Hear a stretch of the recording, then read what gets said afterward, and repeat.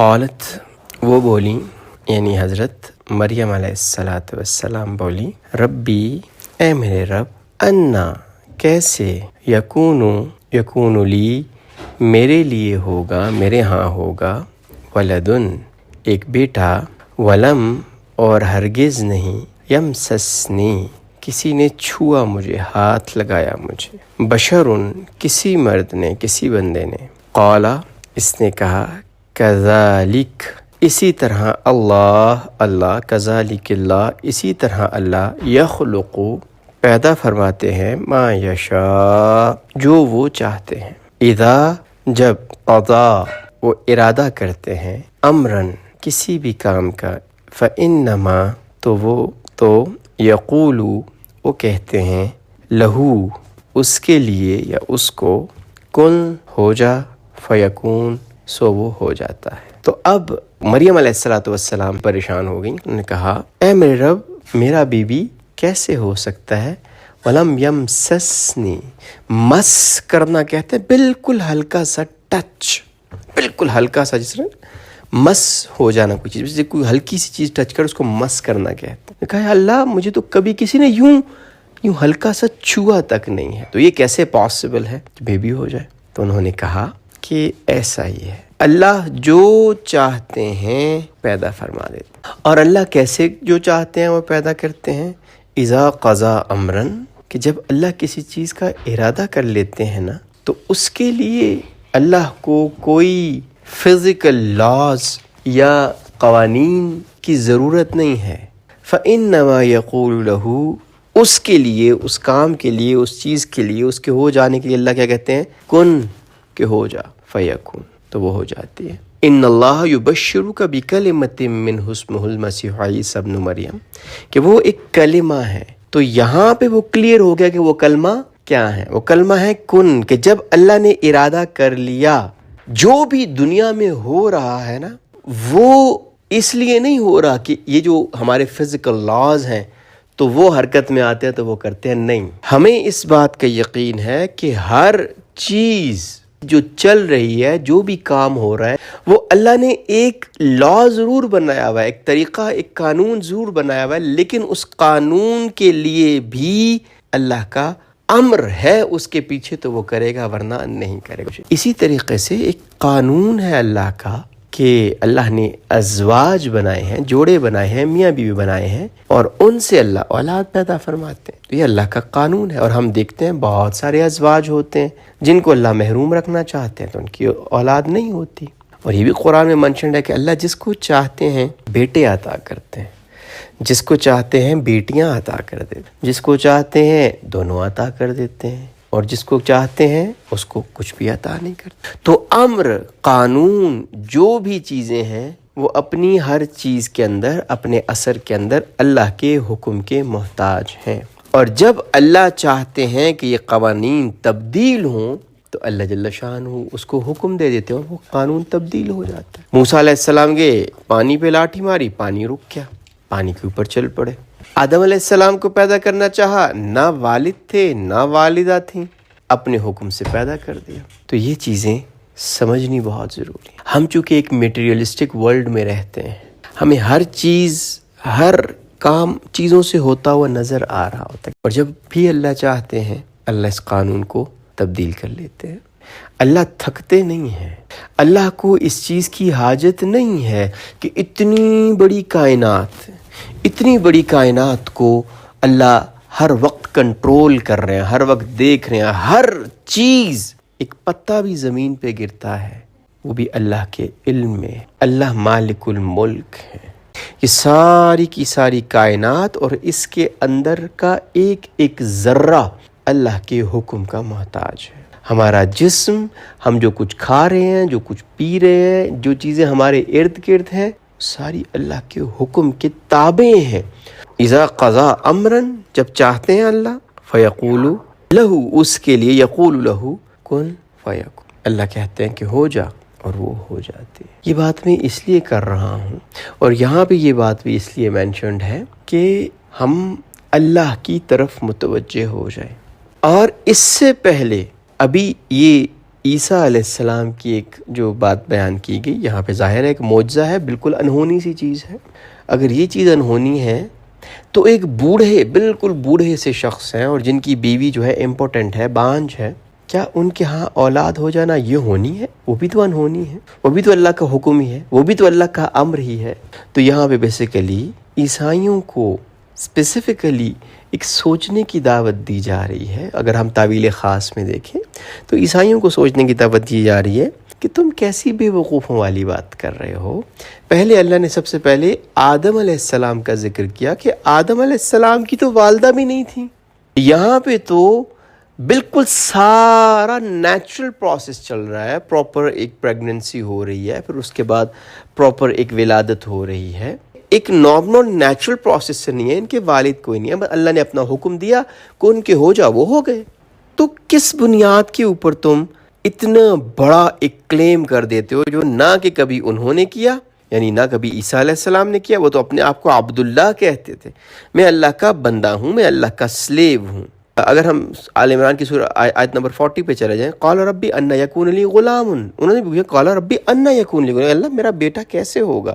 وقد بلغنی الکبر وامرأتی عاقر، دونوں میں دیکھیں بالکل سیم چیز چل رہی ہے۔ ہمیں قال ربی ان یکون لی غلام، اے اللہ میرا بیٹا کیسے ہو سکتا ہے؟ یہاں پہ دیکھیں قالت ربی ان یکون لی ولد، اے اللہ میرا بیٹا کیسے ہو سکتا ہے؟ اور اب دیکھیں بالکل دونوں کی سیم بات ہے، اور آگے وجہ بھی بتائی۔ پہلے بتایا اللہ میرا بیٹا کیسے ہو سکتا ہے؟ زکریا علیہ السلام کہتے ہیں وقد بلغنی الکبر وامرأتی عاقر، اے اللہ میں تو بوڑھا ہو گیا ہوں اور میری بیوی بانجھ ہے۔ اور یہاں پہ مریم علیہ السلام کیا کہہ رہی ہیں؟ ولم یمسسنی بشر، مجھے تو کسی نے چھوا تک نہیں ہے، تو کیسے ہو سکتا ہے؟ وہاں پہ بھی پاسبلٹی نہیں ہے۔ جو دنیاوی قانون ہے یحییٰ علیہ السلام کی پیدائش کے لیے، وہ بھی کسی طریقے سے یحییٰ علیہ السلام کی پیدائش کے لیے موضوع نہیں ہے، اور یہاں پہ بھی مریم علیہ السلام کے کیس میں بھی دونوں بالکل ڈیفرنٹ ہیں، لیکن دونوں جگہ کے اوپر جواب کیا آ رہا ہے؟ قال کذالک اللہ یخلق ما یشاء، اور یحییٰ علیہ السلام کے کیس کے اندر کہا گیا قال کذالک اللہ یفعل ما یشاء، اللہ جو چاہتے ہیں وہ کرتے ہیں۔ تو اس چیز کو اپنے ذہنوں میں راسخ کر لیں، پختہ کر لیں کہ اللہ کا امر، اللہ کا حکم، اللہ کی قدرت، یہ امپورٹنٹ ہے۔ ہمارے ریسورسز، ہمارے حالات ہیں، جو ہمیں چیزیں نظر آ رہی ہیں، وہ امپورٹنٹ نہیں ہے۔ اور جو اللہ سے جڑ جاتا ہے، اللہ زمین و آسمان کے ریسورسز کو اس کے لیے مسخر بھی کر دیتے ہیں، اس کے تابع بھی کر دیتے ہیں۔ فَإِنَّمَا يَقُولُ لَهُ كُن فَيَكُن، جب اللہ نے کہہ دیا کہ ہو جا، ارادہ فرما لیا کسی چیز کا، وہ چیز ہو جائے گی۔ وَيُعَلِّمُهُمُ الْكِتَابَ وَالْحِكْمَةَ وَالتَّوْرَاةَ وَالْإِنْجِيلَ، وَيُعَلِّمُهُ، اور وہ سکھائے گا اس کو، الکتاب، کتاب، والحکمت، اور حکمت اور دانائی، والتورات، اور تورات، والانجیل، اور انجیل، یعنی اللہ جل شانہ عیسیٰ علیہ السلام کو کتاب اور حکمت اور تورات اور انجیل سکھائیں گے۔ یعنی عیسیٰ علیہ السلام کسی کے شاگرد نہیں تھے، کسی سے انہوں نے پڑھا نہیں تھا، اللہ ان کو ڈائریکٹلی سکھائیں گے کتاب اور حکمت اور تورات اور انجیل۔ تو جس طریقے سے جو جلیل القدر نبی ہیں، جس طرح عیسیٰ علیہ السلام ان کے بارے میں اللہ نے فرمایا کہ ان کو اللہ خود سکھائیں گے، اسی طریقے سے نبی صلی اللہ علیہ وسلم کو بھی النبی الامی کہا جاتا ہے، یعنی نبی صلی اللہ علیہ وسلم نے بھی کسی سے پڑھا نہیں، کسی سے سیکھا نہیں۔ نبی صلی اللہ علیہ وسلم کو بھی اللہ نے یہ مقام بخشا کہ نبی صلی اللہ علیہ وسلم کو بھی اللہ نے خود سکھایا، خود تعلیم دی۔ نبی صلی اللہ علیہ وسلم کو بھی کسی سے سیکھنے کی ضرورت نہیں پڑی۔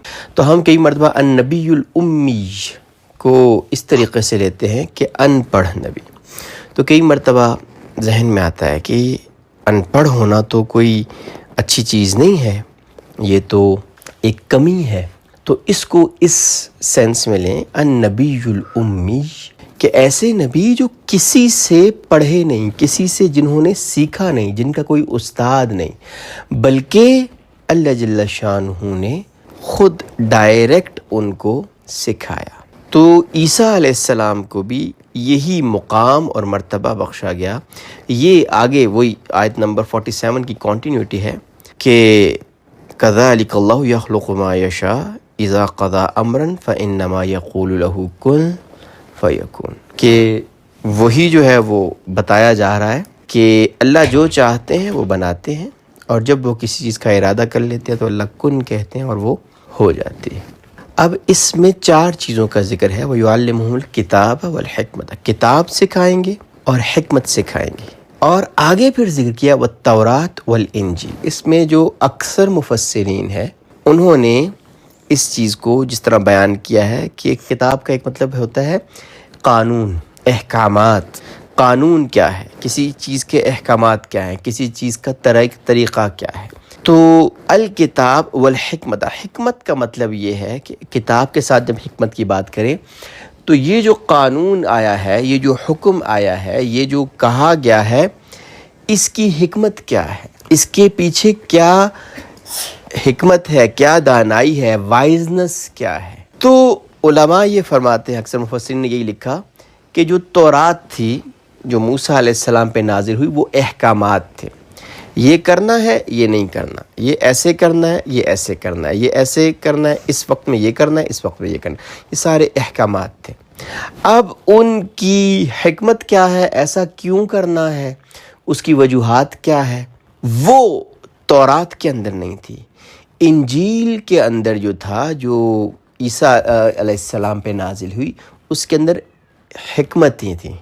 احکامات کی حکمت کیا ہے، اس کے اندر ریزن کیا ہے، اس کے پیچھے کیا بات ہے، یہ سکھائی گئی تھی۔ عیسیٰ علیہ السلام وہی شریعت فالو کرتے تھے، وہی احکامات فالو کرتے تھے جو تورات کے اندر ذکر کیے گئے تھے، لیکن اس کے اندر جو انجیل تھی اس میں دانائی کی باتیں تھیں، حکمت کی باتیں تھیں، دل نرم کرنے والی باتیں، یعنی احکامات تورات میں تھے اور جو حکمت والی باتیں تھیں وہ انجیل میں تھیں۔ تو اکثر جو مفسرین نے فرمایا کہ یہ جو وَيُعَلِّمُهُمُ الْكِتَابَ وَالْحِكْمَةَ، یعنی کتاب اور حکمت سکھائیں گے، تو کتاب سے مراد تورات ہے اور حکمت سے مراد انجیل ہے۔ تورات میں احکامات تھے، کتاب تھی، قانون تھا، اور انجیل کے اندر حکمت والی باتیں تھی، دانائی کی باتیں تھی۔ ان احکامات کے پیچھے ریشنل کیا ہے، ریزننگ کیا ہے، اس کی پیچھے حکمت کیا ہے، وہ اس کے اندر تھی۔ تو اب تسلی دی جا رہی ہے مریم علیہ السلام کو کہ یہ کوئی عام بیبی نہیں ہے، یہ اللہ کے امر کن سے، اللہ کے کلم کن سے وجود میں آنے والے ہیں، اور جس طرح پیچھے آیا تھا وجیہاً فی الدنیا والآخرۃ ومن المقربین، کہ وہ دنیا آخرت میں باعزت، بآبرو، بہت ایک جو ہے وہ عزت والی شخصیت ہوں گے، اللہ کے بھی قریب ہوں گے۔ اور اب مزید ان کے بارے میں بتایا گیا کہ اللہ ان کو کتاب اور حکمت سکھائے گا، یعنی تورات اور انجیل بھی ان کو سکھائی جائے گی۔ تو اب یہ ان کو بتایا جا رہا ہے کہ یہ اللہ کا آپ کے خاص فضل ہے۔